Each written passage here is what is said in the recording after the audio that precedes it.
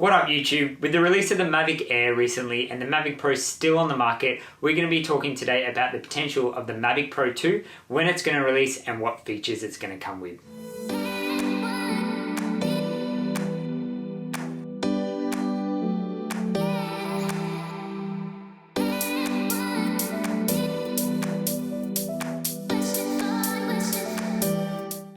Now if we start with looking at the Mavic Air and comparing it to the Mavic Pro, and we look at the features between the two, there's not really a lot of difference that makes one a clear decision over the other for most people.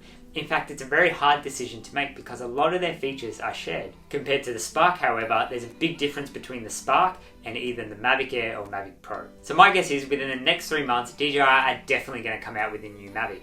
And that's based on 3 key points. Those 3 key points are the name, the release schedule, and the current lineup. So let's start off with the name. So far we've got the existing Mavic Pro and the recently released Mavic Air. But what do those two names tell you? Do either of those names tell you which one you should buy right now? Well, neither of those names make sense. And when you look at the Pro, Pro implies that it's the best. And when you look at the Air, Air implies that it's the basic. A great example of this is when you look at Apple's MacBook Pro and MacBook Air. MacBook Air is the same as a MacBook Pro. It's no different apart from power. It's still portable, it still runs the same operating system, and it still has the same core features. So applying that same logic, that would mean that the Mavic Air is less than the Mavic Pro. However, when you look at the features, they are very, very similar. Looking at this chart right here, there's practically not much difference between the two. In fact, the Air beats the Pro in a few areas. Sure, the Pro beats the Air with things like flight time, but all in all, they're pretty much the same. So what does this mean? This means that DJI needs to update the naming convention with the Mavic. When it was just the Pro by itself, it made sense. But now that the Air is in place, it means that the Pro needs something to set it apart from what the Air has, which leaves room for a new Pro very shortly. And now let's look at that all-important release date and what the potential date might be. In order to do that, we need to look at DJI's historical release schedule. So if you look at the last roughly 12 months, a little bit over that, they've had a number of drones released. They've had the Mavic Pro, they've had the Phantom 4, they've had the Spark, and now they've had the Mavic Air. So in around about 12 months, they've had at least 4 drones released.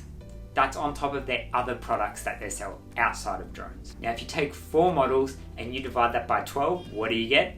You get a release schedule of every 3 months. So with the Mavic Air just hitting shelves recently, it's pretty clear and pretty promising that the Mavic Pro 2 is going to come out within the next 3 months. Now you could also look at this release schedule and think, well they've just come out with a Mavic variation. Who's to say they're not going to come out with the Phantom variation? Well, that's very possible, but the Phantom lineup is very sturdy as it is, and it is definitely miles apart from the Mavic. So they've got no reason to release another Phantom, but they have more reason to release a new Mavic, and that's because of the current lineup, which leads us to the third point. Well, the Spark is definitely for the beginner drone filmmaker. Now the Mavic Air is the next step up, and it's sort of for that consumer, maybe a little bit of prosumer level. And then you've got the Phantom, which is for the professional. So if you look at the Mavic Air, it sits above the Spark. So it's not really for the beginner, but it's more for the base prosumer.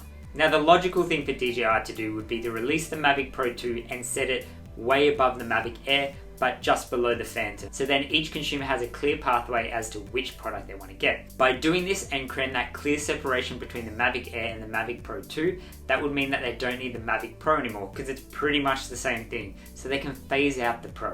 They can run off whatever stock they have left until retailers sell out, and they can have the Mavic Pro 2 ready to go.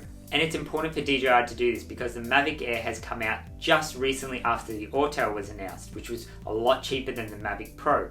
So it would make sense for them to reiterate the Mavic Pro with the Mavic Pro 2, which has more features at the same price point as what it is right now. Now if the Mavic Pro 2 does come out in the next 3 months, I can tell you that there are 3 key features that is most likely to come with. The first one would be a bigger sensor, which would most likely be 1 inch and would result in better photos and videos that the Mavic can take. This would also mean most likely that it can record with a higher bitrate, which means more information can be recorded per second. And this is the same thing that happens in the DSLR industry these days. They're always striving to get a bigger sensor in a smaller product and get a product that can record in a faster bitrate so it can write down more information to the memory card, which means better quality correction and edits in post. Second key feature would be improved gimbal stabilization. This would be so that the camera can get smoother footage, whether it's flying in high winds or whether it's moving in any different direction. It will be so that the footage is just a lot smoother than what it is now.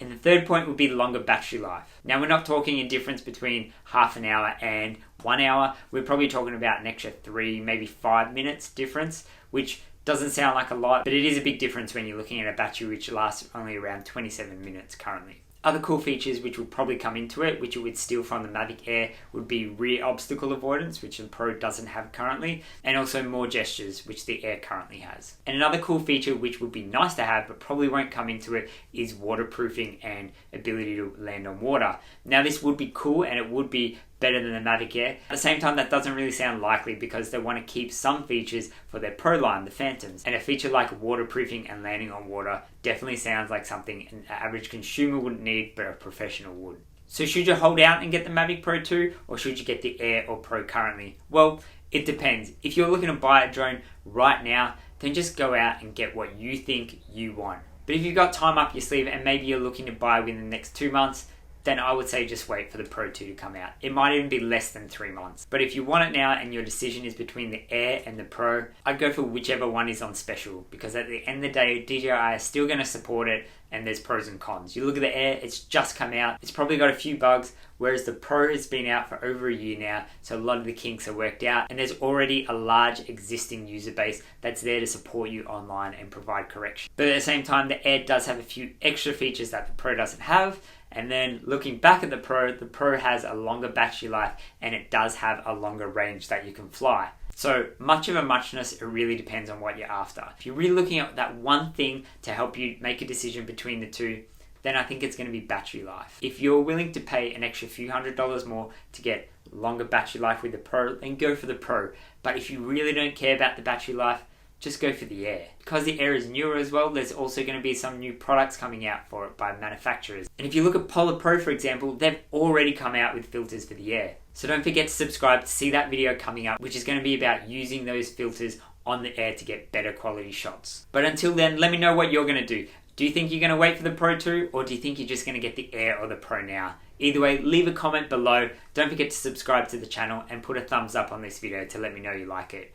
And until then, if you get a new one, happy flying.